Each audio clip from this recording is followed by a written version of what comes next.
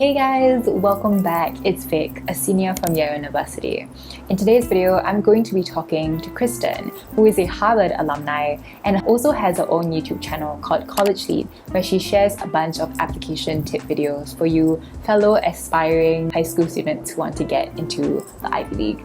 If you've been around for a while, you might have seen part 1 on my channel in which I talked to Kristen about her pre-Harvard application process that you can check out over here.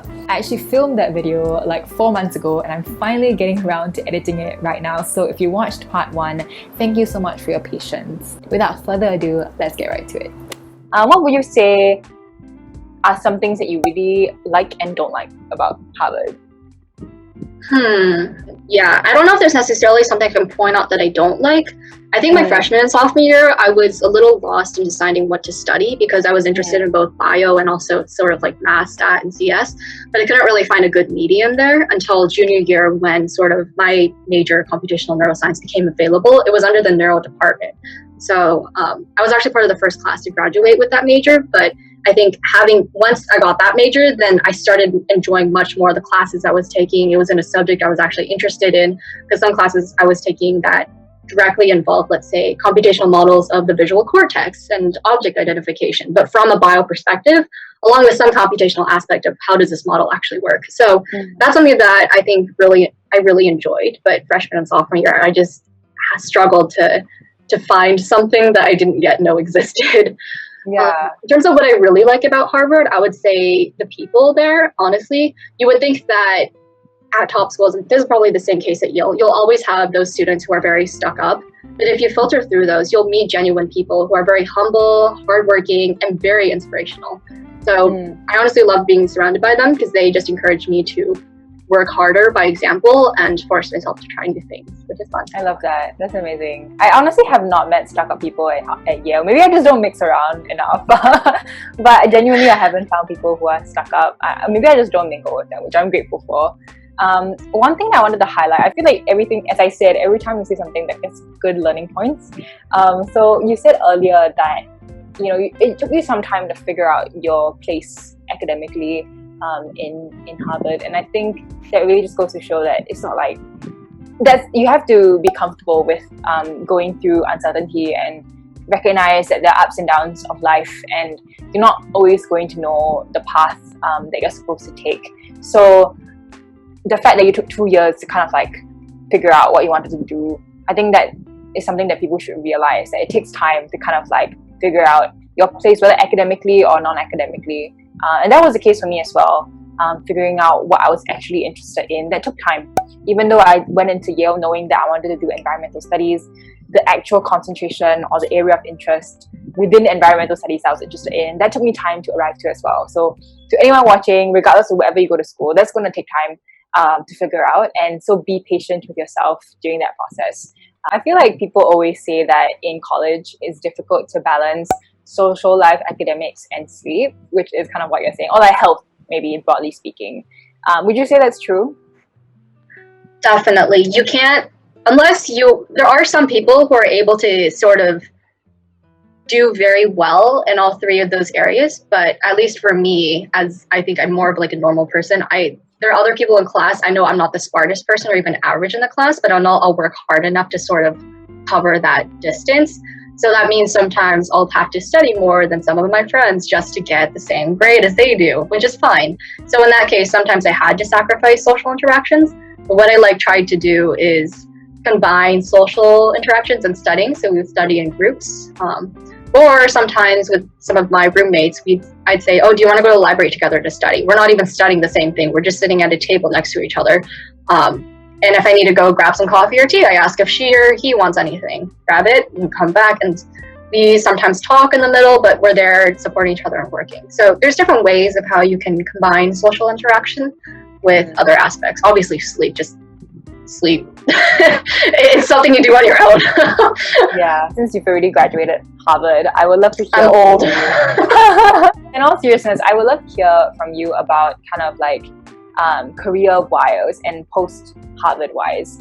The first question I have for you is, to what extent do you feel going to an Ivy League or going to Harvard has helped you with your current career, or whether you think it will help you in your future career trajectory. Oh yeah, for sure. Harvard has definitely put me in a much more privileged position because of the name and the alumni connections that we have. There are some companies, particularly management consulting companies, McKinsey, Bain, BCG. You have investment banks, like top large bulge bracket banks like Goldman Sachs, JP Morgan, Morgan Stanley, or smaller ones, let's say like Lazard. They will hire almost exclusively for some of their groups or departments from Ivy League schools or schools they've already pre-selected, whether it's UC Berkeley or Stanford. And it's unfortunate, but that's how it works. They'll often only look at resumes or have exclusive job postings in the portals for these schools. So that's something that obviously a lot of students from Ivy League schools will take advantage of, but may not be available to other students. That's not saying it's impossible. You just have to network your way in there, but it's going to be a little bit more difficult. So that's a privilege that unfortunately exists. Whether it's right or wrong, that's another question entirely. But I definitely benefited from that system. I was able to intern at a consulting firm and also an investment banking firm. And even when I was trying to raise money for my startup, having Harvard alumni who worked in venture capital firms made it easier to get an introduction to some partners and get advice and mentorship there. It is a form of privilege that I benefited from and I'm very thankful for, but I'm also aware it's not available for everyone. Yeah, but I do want to provide the opposite perspective on that, and I just wanted to share with all those people who are like, oh my god, I didn't get in, or like, oh my god, it's gonna be so hard to get in, and I don't have any hope if I don't get in. Like, that's not true. It's definitely true, as Kristen said, that the Ivy League does come with its advantages because of the name, and that's always going to be the case. There are also these career portals, these alumni networks, but from a personal perspective, as someone who doesn't ever intend to go into investment banking or consulting, a lot of the opportunities I found have come independently, meaning just going through LinkedIn internships, going through Glassdoor, going through all these platforms. I also have been very lucky to have access to Yale's career internship portal, which is how I found my internship that I was supposed to do over the summer but got cancelled in Ecuador. But before that, like the internship that I did last summer and the summer before, I found independently. So there's definitely space for you to find that. And also there are other schools that definitely offer this like similar services. So there's definitely hope as long as you are entrepreneurial, as long as you keep searching for opportunities and making sure you always have an eye out for things that you're interested in. There's definitely hope for you regardless of wherever you go to study. So please don't take it as though you need to go to the Ivy League in order to have a good career, especially if you don't intend to go into investment banking or consulting. Yeah. I will also say that, for instance, when I was interested in research, I was looking at some big pharma companies like Amgen, Gilead. It turns out that these companies actually have very strong relationships with other non-Ivy League and some schools I've never heard of. But that's just because I'm from the West Coast, not putting that out there. But I'm saying that other schools will have their own relationships with different companies who will recruit directly from that school and offer opportunities like co-ops, for instance. So if you don't get into an Ivy League, it will not be the end of the world. And my two younger siblings who don't go to an Ivy League are doing fine. So they're doing more than fine, actually. So there's no need to panic or worry. Like, you'll have opportunities that are unique to you, like how Ivy Leagues have opportunities unique to them. And what internships did you do in Harvard? Which internships that you didn't enjoy? I did 2 research internships, and I did 1 consulting internship and 1 investment banking internship. Okay. And all of those you found through Harvard? Yes. Okay. Either through like a professor who knew about the opportunity, or for the research ones, or just through the job portal on Harvard. Okay, sounds great. And final question for you before we wrap up. Any life lessons that you learned at Harvard that you want to share or have helped you now in life? Good question. Let me think.